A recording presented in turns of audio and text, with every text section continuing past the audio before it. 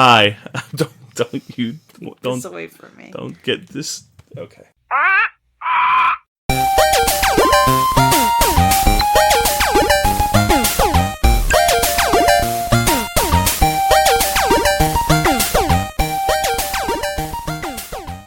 Hi, I'm parrotnamedmike, and I am joined once more with my lovely wife, Jane. Hi. Alright, so we were having a little bit of a discussion upstairs, and I decided maybe we should get it on the record. It wasn't a healthy debate. It was a brutal fight, and everything you said made no sense, for the record. We'll start from the beginning. We were discussing our favorite comedies, and I thought we should set down some rules, and you don't agree with my rules. My list is actually correct. We'll go through the rules to understand why my list is correct. So you're setting rules. Yeah, I'm setting the rules. And you're steamrolling me, and my rules mean nothing. Do you have rules? Because upstairs you had yelling. You didn't have rules. You had anger. I didn't hear rules. I just want to know why you disagree. All right, first rule. There's good comedies, there's comedies you could watch once, things like that, right? I still don't understand the standards, but okay, we'll try again. Okay, let me relate it directly to the conversation we want to try to have. Let's have 3 rules. Rule number 1. If there is no destruction or major vehicle gag where something gets damaged, you can automatically know it's not a great comedy. Something having to do with a vehicle. It's usually a car, but it also can be any kind of vehicle, a plane or a boat or anything like that, or even a bicycle. Some major destruction or damage or some sort of gag where destruction to that vehicle happens.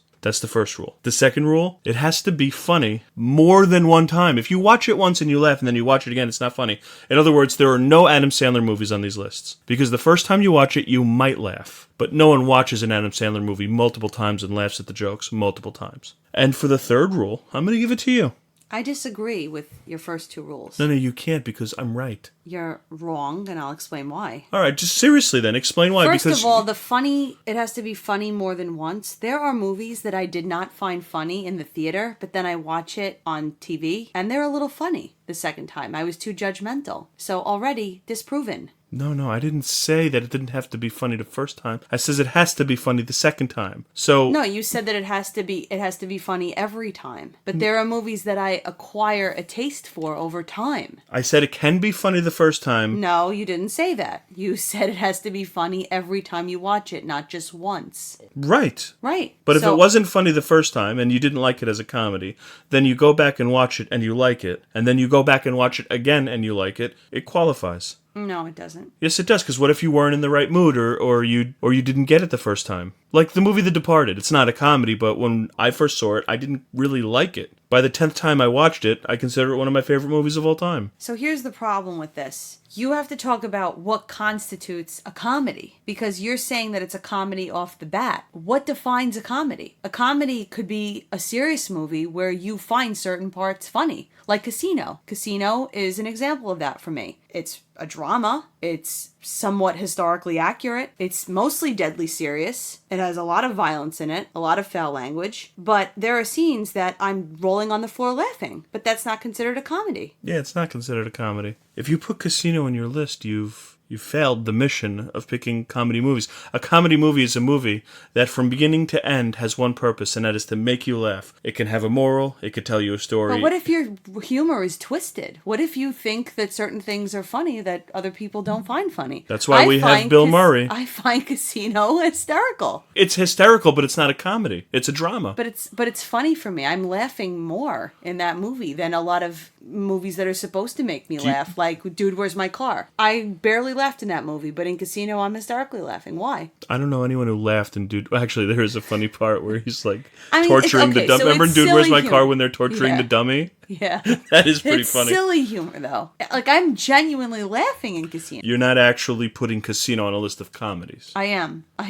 You can't. Yes, I can. No, you can't. You can't put a movie. It's a drama. It's a timepiece, and it's a drama. You can't put it just because it's funny. You can't put. Forrest Gump is a comedy. When you watch it, do you laugh more than 5 times? Yeah, probably. Sure. It's a comedy. Oh, so are you telling me the amount of laughs per hour is your rule? I think that even a serious movie and a drama, what makes it good is the humor in it. And this will lead us into the superhero movie rules that I have set for you, which we're going to talk about. The problem with DC versus Marvel. The problem with DC versus Marvel is Marvel did it right for this new generation. Marvel did it right because of the comedy. We can't do this now. You are destroying me. Look, you know what? I'm destroying You're destroying me. I wanted to talk about comedies. If you don't want to talk about comedies, you want to talk about Martin Scorsese movies and what Marvel is doing that DC isn't doing, then we can do that. But Casino isn't a comedy. The Marvel movies aren't a comedy. In fact, the Marvel movies, just because they have comedy and that's what they're doing right, that doesn't mean that they're comedies. And just because Casino makes you laugh every 10 minutes also doesn't mean it's a comedy. You're not supposed to walk away from Casino in a feel-good mood. You're not supposed to walk away from Casino happy. It's not that kind of a movie where you say, God, that was really great. I had a swell time. Of course, watching Casino for the first time or watching Casino on TBS or on Blu-ray or whatever, we enjoy it. We love it. And we walk away and we go, God, that was awesome. But that's not the reaction you're supposed to have from a comedy. From a comedy, you're supposed to walk away in a jovial mood, ready to go continue your night of fun. And whether that be playing Mario Kart or sitting at a bar or going to see a Marvel movie or, God willing, a DC movie. Okay, I have to stop you because you're traveling up your own asshole and I don't want to follow. You have transcended up your own asshole. Can we get to the list? There is an entire genre of comedy that's not really supposed to be funny, but it is, because it deals with deadly serious subject matter. And that's most of Scorsese's movies. That's why I find Casino funny. It's a black comedy. It's not a black comedy. I think it is. Groundhog Day is a black comedy. That is also. It's very serious, though. If they had done the alternate ending, it would have been horrible. Would you have left in a jovial mood? Well, you have to say what the alternative ending is. The alternative ending. Spoiler alert for a 35-year-old Bill Murray movie that everybody should have seen already. The alternative ending is Bill Murray is stuck in his time loop forever and never gets out. Because it's actually hell. That's how it was, well, purgatory. That's how it was intended. But instead, I guess they figured it was just too harsh. They made it like, I think we calculated it, it's about 10 years, right? Yeah, he learned, he knew down to the millisecond every single thing that was going to happen. That would have been time consuming enough. But we also saw for an hour how much time he wasted. So there were days where he just decided to kill himself and restart, right, or do crazy things or do whatever. So there were hundreds and hundreds and hundreds of examples of that. And then there were days where he obviously clearly studied every single human being in the town that he had access to. So it had to have been years and years and years. Groundhog Day is a black comedy. Do you want to know what isn't? The Martin Scorsese movies, they're not. Sorry. Look, let's agree to disagree. Let's get into the list. My first movie. So are we doing like 5 movies or 10? As many as you have. You don't have that many. What does that mean? I don't have. What, you have more than me? You don't have more than me. I do have more than you. You wrote an insane amount of movies here. No, I didn't. Are those TV shows? I put shows also. I didn't know we were doing shows. Just in case we do shows. Well, I'm not doing shows. I'm not prepared for shows. Can you stop insulting my process?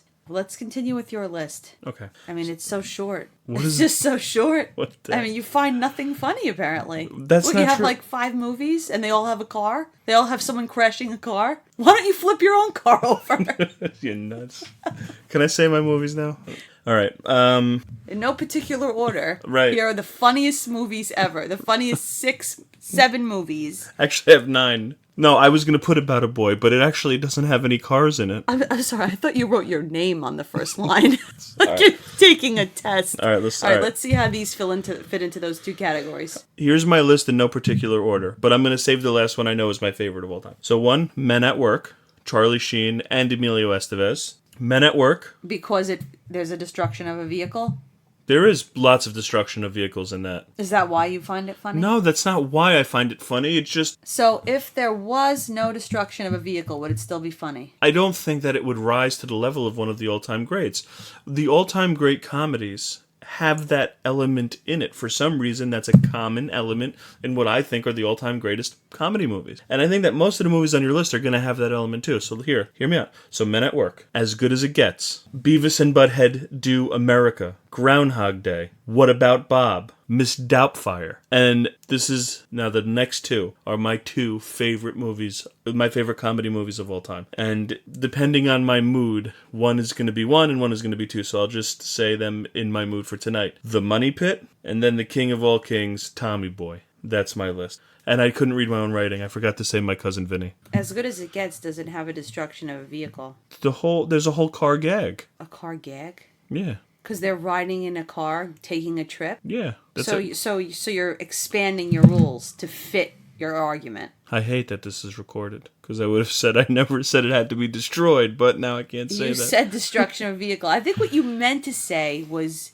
destruction of property, destruction of more things makes it funny. It's got to be a vehicle gag. There has to be a vehicle gag. Has to be. So there's got to be a vehicle in the scene? There has to be some sort of joke around a vehicle. But they could have been riding on a train to get there, or a plane, and it's still Trains, funny. Planes, and Automobiles is a great movie. Dutch is a great movie. Airplane is a great movie. Yeah, As Good as It Gets breaks to one rule that I wanted to nail down. One rule. Anyway, what do you think of my list? It's nice. I have some of them. Let me hear your list for your movies, please. I forgot to write down As Good as It Gets, and Good. I introduced you to that movie. Don't say that. That's not true. It is so true. That is not. Please. Please. Don't say it. It's not true. It's not a true statement. When did you see that movie? Before you met me? What, you think, like, day and date? When did I see it? It was one of those TV. It was a channel. It was a Sunday afternoon movie on Channel 11. I can't see you seeing a movie like that. I introduced you to What About Bob? What About Bob is also I left a way more. psychiatrist movie. You identify with the character. Don't diagnose me. I have to. Let's hear your movie list. And then we can get to your TV list and your blood type and all that other stuff. All right, in no particular order. Sure. Tommy Boy is on my list. Casino, My Cousin Vinny, Drop Dead Gorgeous, Groundhog Day, Dead Man on Campus, Mrs. Doubtfire, Hook, Liar Liar, Home Alone, Blast from the Past, About a Boy, The Sandlot, and French Kiss. Now, I understand some of these are rom-coms, some of these are dramas, some of these are mockumentaries, some are family movies. It's all over the map, but these are the movies that I really laugh the most. And when I think about a funny movie, I think back to these, and I quote from them all the time. I did leave out As Good as It Gets, but that one is also a very funny one. That should have made my list. I love your list. Your list is awesome. I love a lot of those movies too. I like what you said, that when you think about movies that are very funny, the movies where you laugh, then if Casino is one of those movies, I can live with it being on a comedy list. I can. It's very unconventional for it to be on a comedy list. It could make many lists. But comedy, it's just very unconventional. But you know what? It's a free country, and I support your list, and I love your list. There's not one movie on that list that I don't agree with you is hysterically funny. And some of those you introduced me to. And most of them don't include a vehicle. You know what? We don't have to go over that. I disagree. A lot of those do actually include vehicles. Here's what I want to ask you. Something more interested than the vehicle conundrum. Can I claim a movie that you introduced? Because you just said, like, I introduced you to that movie. Can I claim a movie to be my favorite of all time that you introduced me to? Is that fair, or that's, like, kind of stealing? I think it's fine, and I think you set too many goddamn rules. I was just trying to create a framework in which we could identify. So if we do a holiday list, right, and the holiday list has Jingle All the Way, and we do a comedy list, and a comedy list has Jingle All the Way, and we do an Arnold Schwarzenegger list, and the Arnold Schwarzenegger list has Jingle All the Way, and so on and so forth. So yes, so I think that's the problem, that you're restricting what a comedy should be when there are different types of comedies, and they fall under different categories. So Jingle All the Way falls under those different categories, and here's why. You can consider that movie a comedy, a general comedy. You could consider it a family-friendly movie, a holiday movie, an action movie, and even a drama, depending on your perspective. But the general pulse of the movie is comedy. Wouldn't you agree? Yeah, I agree. I agree with your whole point, and I'm humbled by your point. I'll tell you why. Well, that's the problem, because when you do that, you know, when I consider something that makes me laugh, like a funny movie, it may not be classified as a comedy because there are parts in it that fall under these different categories. I find your point somewhat humbling. This is going to be one of those times where I think maybe I've changed my opinion on how to identify a comedy. Because, as you said, if you're laughing the whole time, or you're laughing a lot, or when you laugh the hardest, or you're sincerely just or that euphoric feeling from just laughing so hard like your stomach hurts, and that happens in Casino, then who the hell am I to tell you it's not a comedy? I'm going to give you that. Thank you. Congratulations. Is this our first breakthrough? I got to tell you, I feel like a new man. I really do like the movies that you picked. I really kind of am humbled by your idea of that.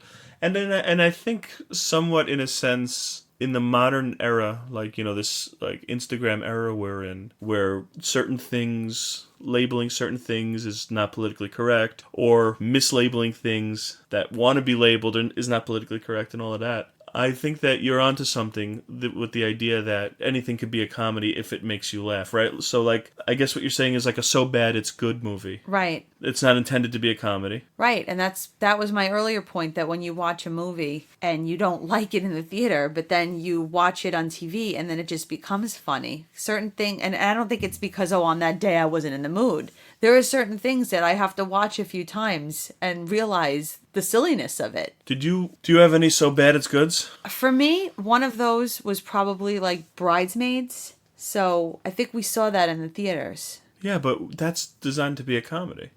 It's designed to be a comedy, but that's another thing. There are movies that by design are meant to be funny that I don't necessarily find funny. Maybe over time, if I watch it over and over again, I get, a few laughs. Wait, so what you're saying about Bridesmaids is you're laughing at the parts they didn't intend? Sometimes, yeah. That happens also with me. Do you have an example of that? So the scene in Bridesmaids where they just had lunch and they had food poisoning, and now they're in the bridal shop trying on the dresses, and they all have a horrible bout of diarrhea. Yes, that's funny, but I think the scene where she has the bridal shower and she has like the nervous breakdown because, she's so upset. It's such an over-the-top thing. She took her friend away, and she just starts losing it.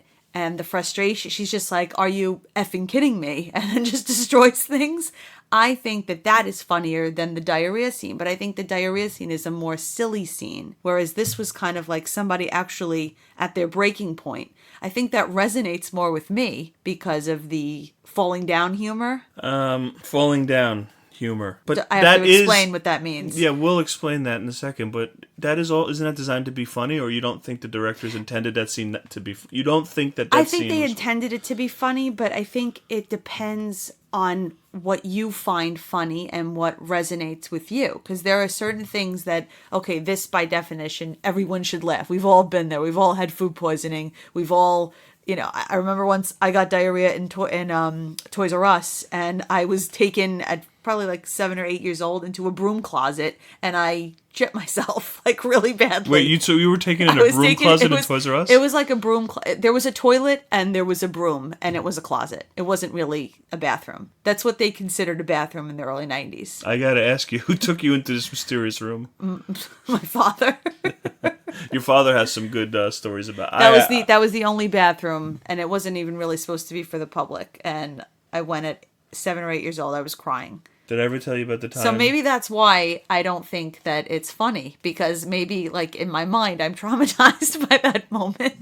It's designed to be funny. Like, isn't it funny that they're in this beautiful bridal shop with the white dresses, and now they all have to go to the bathroom all over the place? Like, again, that's funny. But it's funnier for me to see the woman breaking down because, like, enough is enough. That's it. So that's funnier to me because of my personal experiences. Because I really do understand how she feels, and I relate, and I think it's hilarious. I think that's a funnier scene. So my point is that it's not always the intended silly scene that is funny with me. It depends on the person. It depends what you find funny. That's why I think a movie like Casino is so funny for me. When he says in Casino, and we haven't defined a falling down moment, we'll do that in a minute. When Nikki says to Ace, when they're arguing in the desert, yeah, and Nikki says to Ace, you could have had the food and beverage job. Exactly. Like, that is so funny. That line, it's not meant to be funny. He's serious. Like, you could have had any job that you wanted,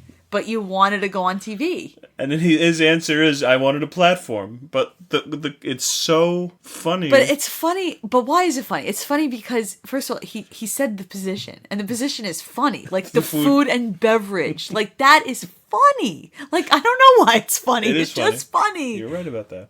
So, So let's talk about Falling Down. It's not a comedy. It's not a comedy. No. Falling no. Down is a Michael Douglas movie that You're witnessing a live action nervous breakdown.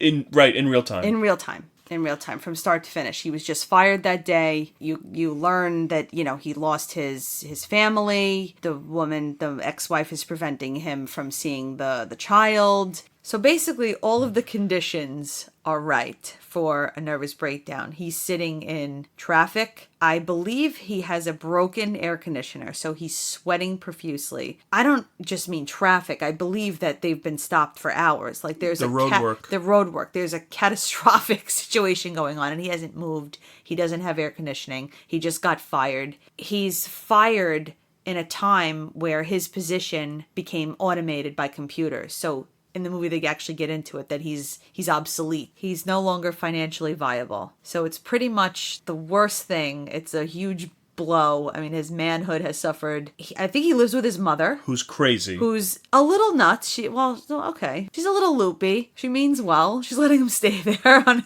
her couch. But no, look, like I said, you're witnessing someone who this is the last straw. And all this guy wants to do now, because now that he's lost his job, he's going to go to the next important thing in his life, his daughter.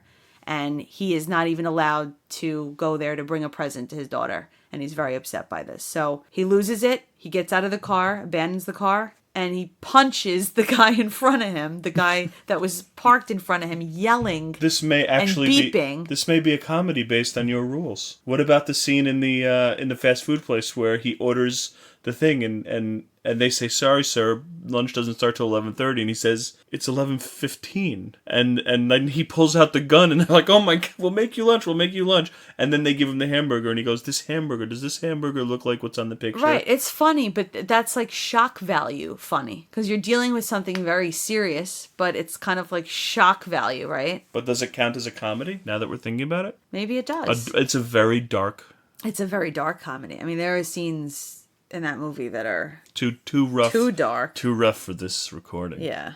Well, okay, so that's the falling down. That's the falling down moment where this is it. You've reached your breaking point, and it doesn't matter what happens. It's like a Walter White moment, like near the end. There's a part in the movie, a very interesting quote, and I like it because it ties into my love of space. He actually references Apollo 13 in the movie. He gets on the phone with his ex-wife, and he says, "I'm coming home. There's nothing you can do to stop me." And she says, "No, you're not coming. You're not allowed here. I have a restraining order against you. You're not coming home."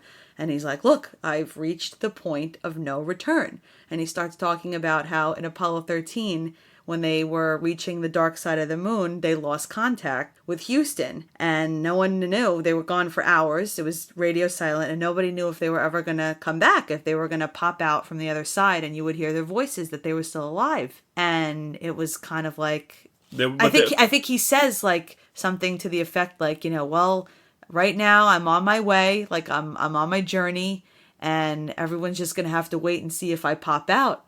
Like, and it's just like it's such a haunting thing. She doesn't even understand the gravity of what he just said. It was so spooky. It was delivered so well. It's funny, but it's haunting at the same time. He defines it to her before he tells her that story. He says it's the point in the journey at which it takes longer to go back home than it does to finish the trip. Right. They had to slingshot around the moon and use the Earth and use the moon's gravity because it would have taken more. It was actually more efficient. They would run the risk of it exploding, and it would take more energy, more battery for it to turn around, do a direct abort, than to actually slingshot around the moon and use the moon's gravity to turn around. So they were too late in the journey, point of no return. Let's shelve Apollo 13. Shelve Apollo 13. You have some tea. Wait, are we done with the movie talk? So we gave our list. Liar, Liar. That's a great one. I look at your list and I think, damn, I should have. French Kiss is a good one. French Kiss is actually a rom-com. I don't love rom-coms. No, but this is and Clueless is a rom-com. French Kiss is particularly funny. But French Kiss is very funny. Kevin Kline is very funny in that movie. I'm really curious about your shows. Okay, so my list of shows have some that didn't survive many seasons, which it's upsetting for me because if it didn't survive, that means people didn't like it and maybe people didn't find it funny. But I find it funny. Some of the shows are not all in the US. Some of them are Canadian, are from the UK. So it's a very strange list. Some of them are very popular. Like, I'll start with Family Guy. Specifically, the earlier seasons of Family Guy are very funny. Testes, which I believe is a Canadian show. The IT Crowd, UK show. The early seasons of Big Bang Theory. Curb Your Enthusiasm. Schitt's Creek. And Don't Trust the Bitch in Apartment 23. You really love that show. You always Have talk you about it. ever watched that show? No, I don't like the actress. You don't like Kristen Ritter? No, Kristen Ritter. Kristen Ritter. That's her name. What's Jane from Breaking Bad. No, I don't. And no one likes Jane from Breaking Bad. And Jessica Jones. No, I don't know. She's very funny in that show. And what's really funny in that show is James Van Der Beek plays himself. Oh yeah, I've seen some clips. You like Curb Your Enthusiasm. I do. But you don't like Seinfeld. Obviously, I find it very interesting. I like both. I'm just curious, what is it about Seinfeld that you don't like? Or maybe a better question would be... What do I like better? Yeah. I like Curb Your Enthusiasm better. First of all, I can't stand the laugh track. That bugs me in shows sometimes. So it's like telling you when to laugh. I think that interrupts the awkwardness because it's kind of like letting you let off steam and then now you're laughing. I like that there's just silence and you're just witnessing Larry David step into one puddle to the next, to the next, to the next without any downshifting. It's just one horrible situation after another. There's no laugh track. There's nobody to tell you, okay, you could take a break and just start laughing now and relax. No, you're forced to watch this man in this situation and you're sweating and you're like, you're laughing, but you're sweating and the tension is so real. It's raw. It's reality show. I don't know. It's just, I find that kind of humor is better because it forces you to experience all these emotions and you can't let off any steam. That's a great point. No laugh track. You don't like laugh tracks, huh? I know that some of the shows you said have them, but sitcoms are going to have them. But that's why I like Curb Your Enthusiasm better than Seinfeld, because Seinfeld has that humor, but this is like... It doesn't let you go. You have to confront the adrenaline. You have to confront it. Yeah, that's it's interesting. It's not written in gently. I could be really annoying and argue with you that so much of Curb is just an evolution, but ultimately, you're right. The laugh track and certain things do feel slightly aged on Seinfeld. And Curb does feel fresher, and it does feel more like a train wreck versus a fender bender in terms of the awkwardness. So I understand that, but I really wish you would give Seinfeld a chance. I know you've watched a lot of it, but another chance. I remember what's the guy from Jurassic Park, the heavyset guy? Oh yeah, you know that guy. Yeah. I'm sorry, I don't remember his name. But when he's driving the truck and he's saying once, twice, three times the lady, and he runs over the sewing machine thing, and then the truck is engulfed in flames, and he's screaming, "Oh, the humanity!" Seinfeld has so many of those scenes. When you think about them, you really could. It's over. You're laughing. That's it. You're done. It's so funny. For what I'm looking for, though, for this type of humor, it's very concentrated when you watch it with Curb Your Enthusiasm, whereas Seinfeld, you see glimpses of it, and then you have some downtime. I like Curb because it's just high-octane awkwardness. You're a very intense person. Is that a good thing or a bad thing? I think that's I meant it as a good thing. Was I always intense, or did you make me this way? I think you were always like this. I mean, some of these movies, as you said, you liked before you knew me. So that must have meant that the depth of intensity was always there. What's Testes? Testes, it's about two roommates that live together, and they can't make rent, so they work for this company, and they basically test products. They pay them to test the products on themselves, and of course something always goes wrong. They do... shampoo, they're blind for 3 days, but, they always go back and then they resolve the issue, but they have to live like that for 3 days and then they get their check and they're the only two idiots that are willing to go through this for a paycheck. It's very funny. And Schitt's Creek you introduced me to. I don't think I've ever seen Dead Men on Campus. I showed you that movie. That's the movie with the two college roommates. One of them is there on scholarship, very academic. The other one is there because his father paid for him to be there. and he's a party animal, and he influences the other one, and he ends up failing, and he's going to lose his scholarship because he's partying all the time. And they discover a rule in the college handbook that if one of their roommates kills themselves, that they'll get automatic A's. So they try to find a third roommate and move him in by the end of the semester and try to get him to kill himself. Everybody I remember turns now. out to be wrong or... All right.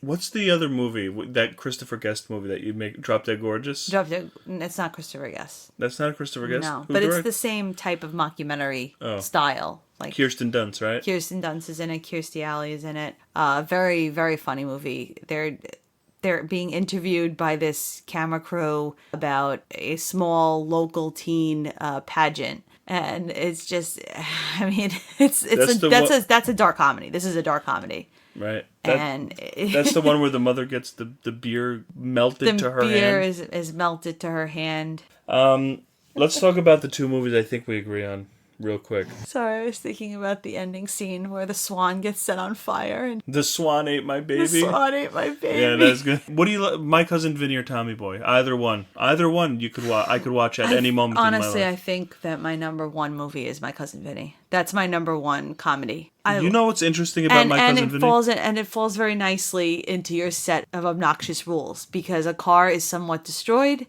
and I laugh every single time I see it. And what about Tommy Boy, which you love almost as much? There are more scenes that I'm laughing in My Cousin Vinny than there are but in Tommy Boy's there. So Tommy Boy is more silly humor. My Cousin Vinny, I don't want to sound obnoxious. I don't want to sound judgy. But I'll explain. There is a scene in My Cousin Vinny where he arrives in town and he goes to see the defendants and he's going to interview them. And he is followed in with the prison guard and he tips him. Yeah. He tips him because he thinks that is customary, that you have to tip him. Because he technically delivered him. Because he delivered him Right. to the jail cell. And that whole scene is kind of like a who's on first situation. Right. It's very clever, back and forth. You think he's talking about one thing. He thinks he's talking about something completely different. He thinks he's talking about gang rape. And he thinks that he's just discussing the case. So something like that, I enjoy that type of humor maybe a slightly more than the humor in Tommy Boy. Although I find Tommy Boy hilarious, I just think the writing is a little more Succulent. succulent. Yeah, more succulent writing. You could sink your teeth into it more. Yes. Then I guess ultimately the argument that you were having with me that caused us to have this whole discussion, in a sense, in a marriage there's no winners or losers, but we work together. But in a sense, I think maybe I will concede the point that Joker, the movie, because that's really what started all of this. We saw the Joker trailer, and I said that there should be some serious comedy in it. It's a movie called Joker. It's about, everyone knows who the Joker is. Jack Nicholson's version of the Joker was hysterically funny. I did not love Heath Ledger's version of the Joker. But that's the biggest reason that people liked it was because he wasn't trying to be funny, but he was funny. And that's why everybody loves that movie. The dark humor. So this is where we disagreed, where I think the new Joker movie does not look that great. I think it looks loveless, and it looks humorless, and it looks gray. And I said that that's going to be a very big problem for a movie called The Joker. I don't think it's going to be funny either. I think it's another falling down moment where you're witnessing what turned him into this creature, but it's going to be funny in a shocking way. Yeah, in a twisted humor way. So that's what led us to this discussion. I'm perturbed. I'm not happy about all of this. It's not good. This is not the right move. This is not what DC... It's always one extreme or the other with DC. They just can't go like in a nice, safe middle ground. I think the problem with DC is, well, first of all, it's not fair because most of the heroes and the characters in the DC universe are more serious and darker than the ones in the Marvel universe. So already the subject matter is more serious just by default. Second of all, they always take this material and they do it in a very dramatic way. They don't really introduce a lot of humor, so it's kind of hard for the audience to connect because they take it and they make it so realistic, like how Batman Begins. They were trying to make it very realistic, like if a real life Batman lived in this in this society, how would he operate? And it's very dry. It's very it's why just does it... too much realism and not enough comedy, not enough. You do understand that most people like Batman Begins. Most people think that the Nolan trilogy was the best Batman trilogy. Now, that's the sick world we live in. I don't think it's. I think that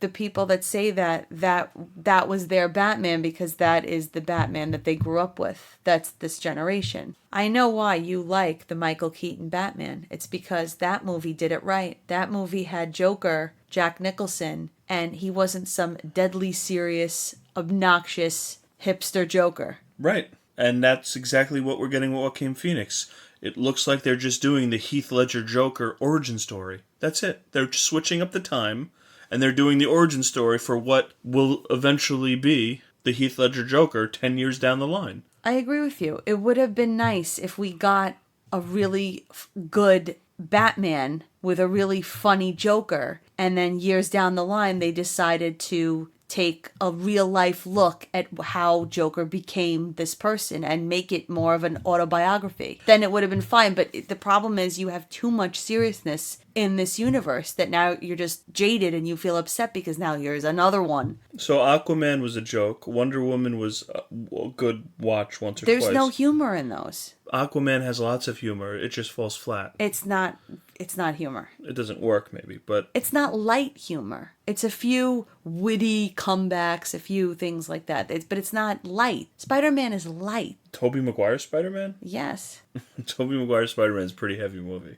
No, it's not. Yes, it is. It's a very heavy movie. It's a heavy movie. Spider-Man's a heavy movie. His uncle dies.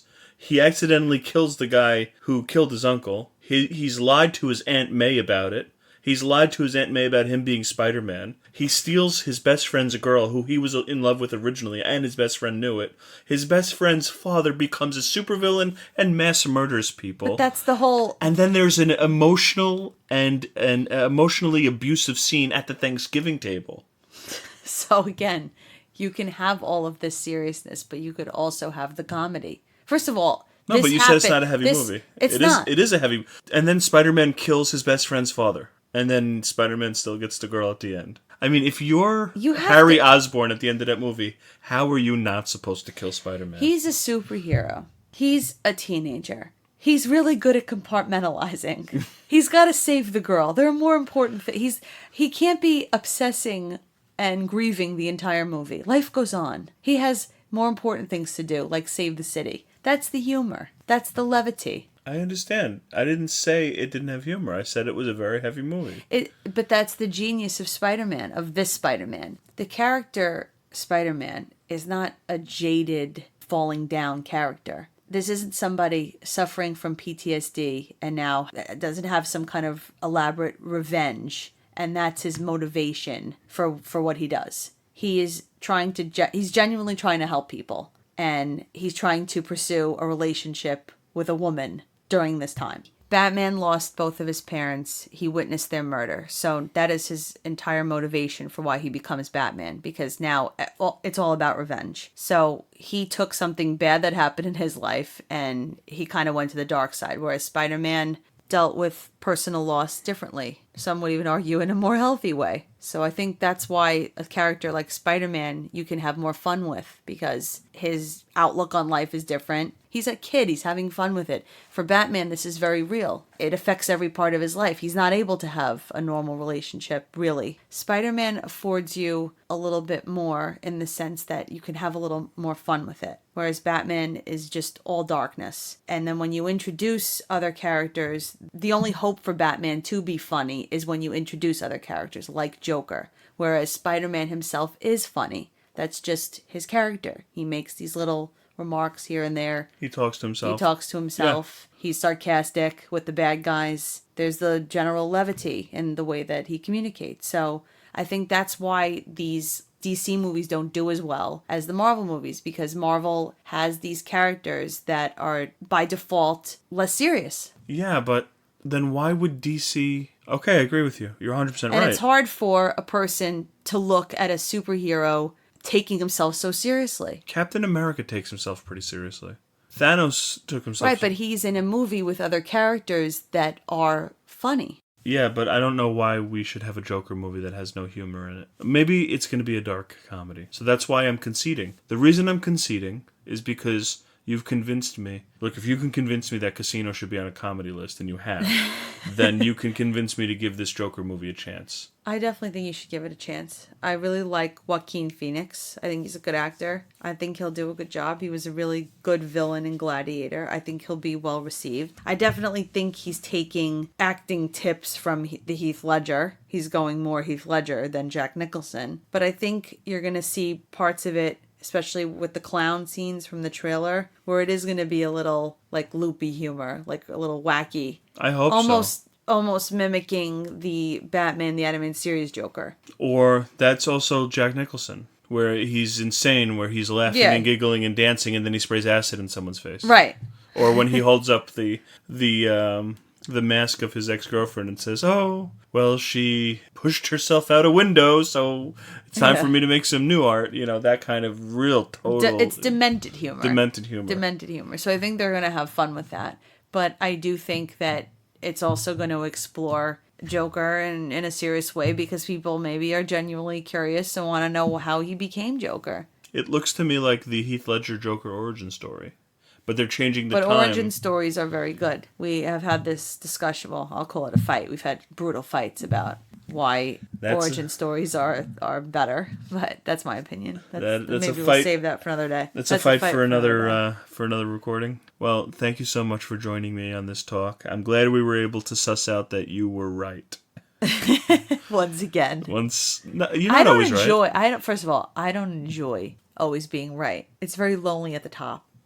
Okay, well, in this case, you were right. It's a mistake to just make rules and classify what a comedy is or a comedy isn't. So I concede the point, and I will give Joker a chance. I, of all people, probably that you know in the world, want Joker to be the greatest movie ever, because it's the most important to me. That's why I'm so embittered towards everything. That's why I'm so embittered towards the Nolan trilogy. You shouldn't ask people to say, here's what Batman would be in real life, and then throughout the movies, it's a completely unbelievable, non-realistic, coincidental, everything goes just right for certain circumstances for Batman to win story. So either it's real or it's not. And Marvel did that too, and nobody seems to hold it against them, which is fine, and I love the Marvel movies, but they did a grounded in reality Iron Man, a grounded in reality Captain America, a grounded in reality Spider-Man. All of this grounded in reality, all of this science being explained, and then they just go back in time and fix everything. Yeah, there was a 5-year gap, stakes were real, there was a penalty for losing to Thanos,